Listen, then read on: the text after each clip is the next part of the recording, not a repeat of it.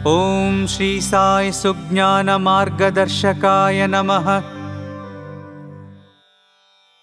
यथार्थ ज्ञान का मार्ग दिखाने वाले भगवान श्री सत्य साई बाबा को हम नमन करते हैं।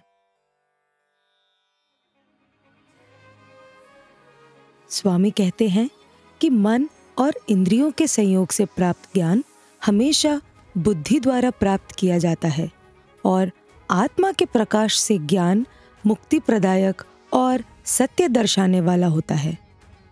सन 1941 की एक घटना बहुत प्रसिद्ध है।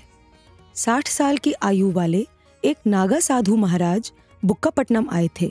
दिव्यांग होने के कारण पालकी में बैठकर दिगंबर अवस्था में सर्वत्र घूमते थे और हमेशा मौन रहते थे।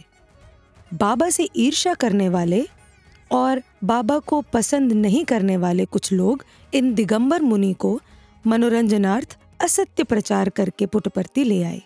उस समय स्वामी सुब्बम्मा जी के घर में रहते थे। जब महाराज जी के अनुयायी घर के सामने जोर जोर से जयकारा लगाने लगे, सभी तमाशबीन उत्सुक थे कि अब स्वामी क्या करेंगे।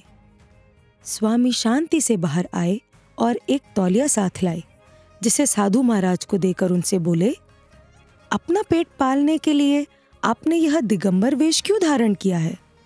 यदि इस समाज में रहने की इच्छा नहीं है तो वन में किसी पेड़ के नीचे या किसी गुफा में बैठकर ध्यान करो। समाज में लोगों के बीच इस भेष में क्यों घूम रहे हो? स्वामी की बातें सुनकर वहां उपस्थित सभी लोग आश्चर्यचकित हुए। स्वामी ने आगे कहा कि मौन मन में होना चाहिए, ना कि जबान से। ऐसे 4 लोगों से पालकी उठाने का कष्ट उन्हें क्यों दे रहे हो? तुम एकांत में रहो। अब से तुम्हें चिंता करने की कोई जरूरत नहीं है। तुम्हारी सभी जरूरतें मैं पूरी करूंगा। परमात्मा पर ध्यान केंद्रित करो। तुम्हारे जैसे लोगों को सन्मार्ग दिखाकर गंतव्य स्थान पहुंचाने के लिए ही मैं आया हूं।